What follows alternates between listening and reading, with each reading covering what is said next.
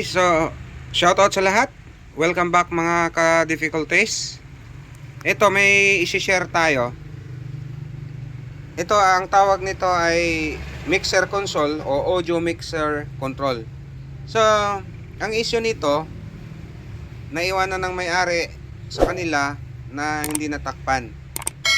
So, syempre pag di natakpan, kung wala ka doon, marami talagang mga pusa or daga na pwedeng maminsala. Ang ginagawa niyan, naalikabukan, iniihian, or ano ba ang ginawa nila doon. So, ginawa CR. Ngayon, pagka meron tayong appliances na katulad nito, o kahit anong appliances man, kung hindi natin gagamitin, dapat talagang takpan. Lagyan ng kumot, kung maaari, lagyan ng plastic para hindi mapasok ng alikabok. Kasi yun talaga ang sakit ng mga appliances pagka naalikabukan, tapos nagkaroon ng moisture, so nagkakaroon ng contamination sa serkito sa loob. Tulad nito, although binuksan na to ni Gitek, kung napansin natin, inihian ng daga. Ayan, so kung hindi man daga, malamang pusa. Dalawa lang naman yan eh. Kung ang aso ang akyat dyan, mataas to. Ayan, so yun yung gagawin natin, lilinisin natin to.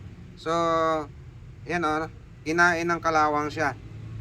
So ibig sabihin doon, dahil may kalawang yan, contaminated na yung circuit na yan, nagkakaroon na ng short connection yan. So titingnan natin, i-check natin sa tester kung ano ang mababasa natin. Okay, so tingnan natin, gamitan natin ang 10K. So dapat itong board, walang reading yan ng 10K. Ayun wala. Kita natin, di gumalaw. Dapat dito, itong kulay orange na to, napansin natin, yan may reading na siya.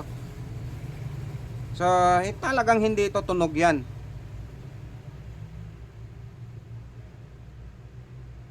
Yan may mga leak na siya. Ito tayo.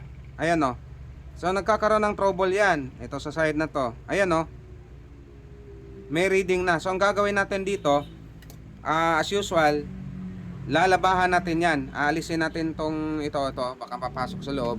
Tapos iloloblob natin yan, babrushin natin, tapos tingnan natin kung ano yung mga nadamay.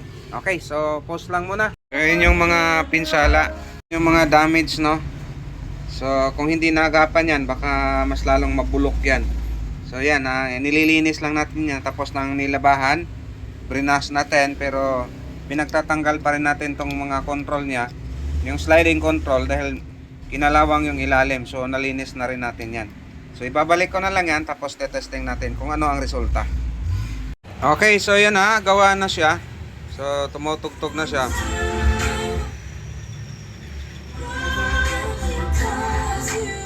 So ang ginawa natin dyan, nilabahan to, tapos hininang natin uli yan dyan, mga yan. So yan ay malapit nang mabulok, pero okay, naagapan pa siya. So yan gumagana na siya. Na lang natin, i-coconnect na lang natin, tapos dadagdagan natin yung ilaw na to.